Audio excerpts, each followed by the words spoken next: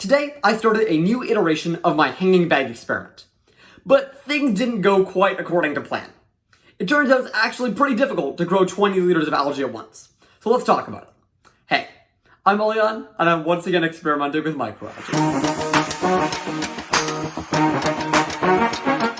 If you've been watching my videos for the past few weeks, you might have expected this video to be a triumphant announcement of how I managed to double my production of algae for my hanging bag experiment.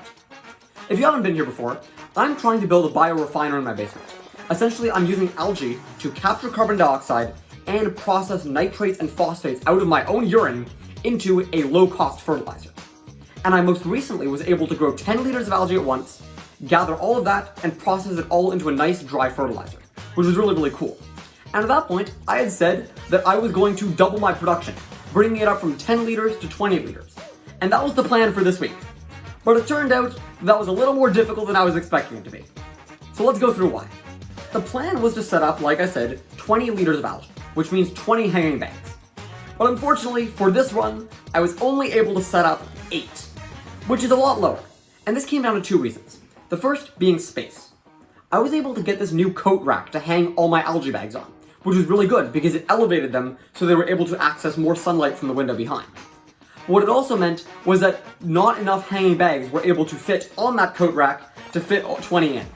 8 barely fit as it was, so I knew for a fact 20 wasn't going to work. So before I'm able to put 20 liters worth of hanging bags onto this coat rack, I'm going to have to add another bar or do something else to modify it so that I'm able to actually fit 20 liters on. But the other problem I ran into, and this was really the big one, was bubbler capacity. So if you didn't know, the way my hanging bags work is that they're a big bag full of water, and actually an old medical IV bag, and they're full of algae. And those algae are not naturally able to disperse themselves into the water. They need constant mixing. That constant mixing in this case comes through the form of constant air bubbling.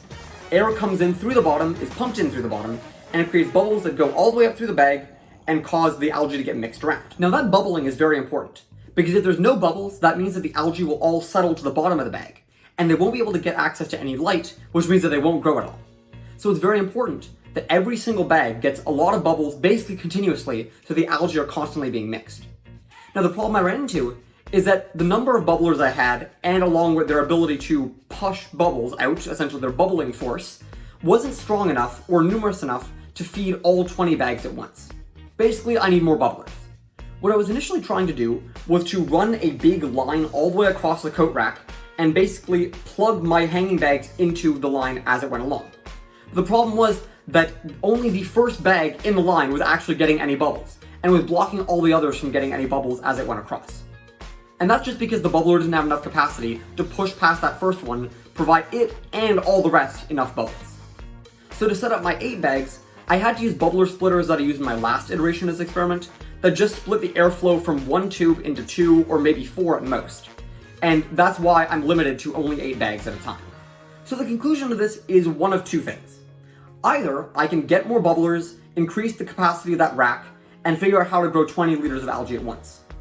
But I want to use this opportunity to trial a smaller set of bags and a faster run cycle for the algae. Last time when I ran the algae, I left them running for 10 days, which was quite a lot considering the typical growth cycle of algae. Maybe that was necessary, maybe it wasn't. What I want to do with these 8 bags is try growing them for a maximum of 5 to 6 days, and see what the yields are. If the yields are good enough, what I can do is simply run smaller batches of these algae bags. So I'll only do 8 to 10 liters at once, but do it a lot faster than I would if I was doing 20 liters all at the same time. But now that we're done talking about what went wrong, let's talk about what went right. There was still a few improvements that I did make to this experiment, even if the 20 liter thing didn't quite work out. One of the big ones was that new coat rack. That thing is super useful, because it actually gets the hanging bags off the ground. If I compare the 2 setups that I had, this one being the one from before, and this one being the new one, you can see that the hanging bags are now up in front of the window and getting a lot more sunlight because they're actually high up, which is very, very good. The other big improvement that I haven't mentioned yet is the introduction of urine into my medium. The whole plan for this experiment was to try to recycle my own pee into a fertilizer using algae.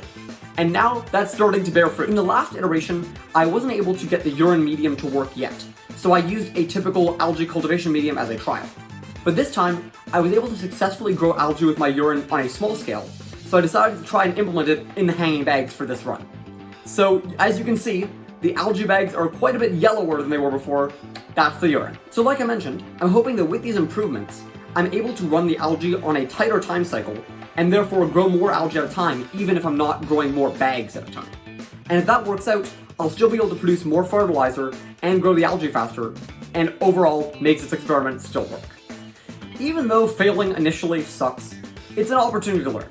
And honestly, if I wasn't failing at all in this project, I wouldn't be learning anything, and that wouldn't be fun at all. The best part of experimentation is having things fail and having the opportunity to figure new things out. So, all in all, I'm glad this happened. And I'll be able to build the experiment better and stronger in the next iteration. So there we go. I'll have results from this iteration next week, so make sure to stay tuned for that. And if you want to see more of this kind of content, make sure to subscribe on YouTube, follow on LinkedIn, and as always, I'll see you in the next one.